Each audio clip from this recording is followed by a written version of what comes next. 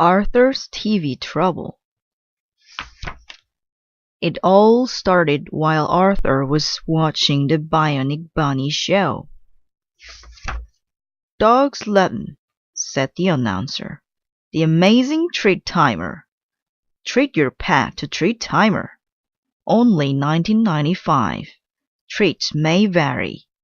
Batteries not included. If you love your pet, get a treat timer." "Wow," said Arthur. "Pal needs one of those."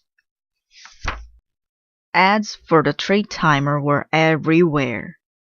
Now Arthur really wanted one. Arthur counted his money. D.W. helped. "Even with all my birthday money," he said, "I only have $10.03. "I know what you're thinking," said D.W. She ran to protect her cash register.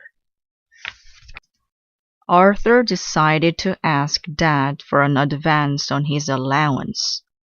"Gee, I'd love to help," said Dad, "but my catering business is a little slow right now." Arthur knew Mom would understand. "Money doesn't grow on trees," said Mother, "and I think Pal likes treats from you, not a machine." On the way to school, Arthur was walking very slowly. "What are you doing?" asked Buster. "Looking for money," said Arthur. "I want to buy Pal a treat timer." "Those are very expensive," said Buster. "You need a job." "I need a miracle," said Arthur. At school, while everyone else took the spelling test, Arthur daydreamed about the treat timer. Mr. Redburn asked Arthur to stay after school to take the test over. Arthur took the long way home so he could think of a good excuse for why he was late. Mr. Sipple was cleaning his garage. "Hi, Arthur," he said. "Every 50 years I clean the place out. I could use a little help."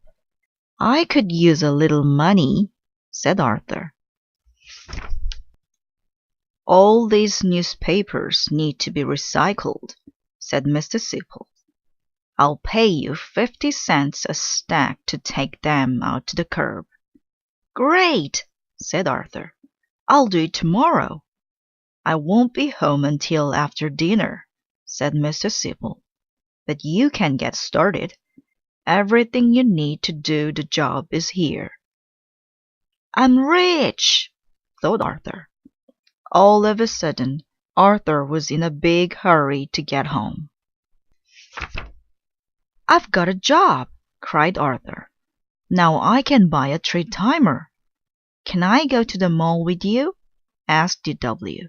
"Sure," said Arthur. "I wish you were rich all the time," said D.W. "You're much nicer." The next day, Arthur counted the stacks as he pulled them to the curb. 24. "That makes 12 whole dollars," cried Arthur. "I'll come back later to collect." "You look exhausted," said D.W. when Arthur got home. "I don't want to see another newspaper for a long, long time," said Arthur. "Well, then you don't look out the window," said D.W. "So that's what the string was for," said Arthur. "I'd better hurry before Mr. Sipple gets home." "Wait for me," said D.W. "You're in big trouble," said D.W. "You missed some over there. These stacks could be a lot neater. Are you using double knots?" "Nice work," said Mr. Sipple when he got home. "Here's your $12. "Thank you, sir," said Arthur. "I helped," said D.W. "Don't I get something?" "You get a trip to the mall, remember?" said Arthur. The next morning, Arthur and his family were the first ones at the mall. Arthur put his money on the counter. "One treat timer, please," he said. "It looks bigger on TV," said Arthur when he saw the box. "You assemble it, of course," said the salesperson. "And remember, all sales are final." 5 hours later, the treat timer was assembled. "You are going to love it, pal," said Arthur. Pal sniffed it.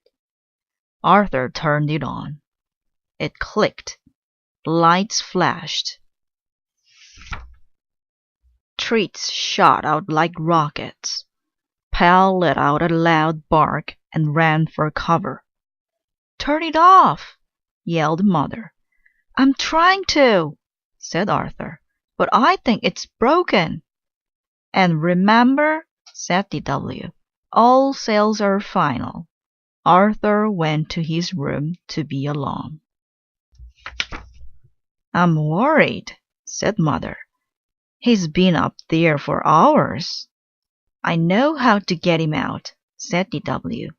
"It's 7 o'clock," she yelled up the stairs. "The Bionic Bunny show is on." Seconds later, Arthur appeared. "Sit down," said DW, "so I can protect you from those nasty commercials." "I don't need this," said Arthur. "There's no way a TV ad will get all my hard-earned money again." "It's the magic disappearing box," said the announcer. "Astound your friends. Eliminate your enemies. The magic disappearing box from Kid Tricks." Said Arthur. "Now this could be useful." "What would you ever do with that?" asked DW. "Oh," said Arthur, "you might be surprised.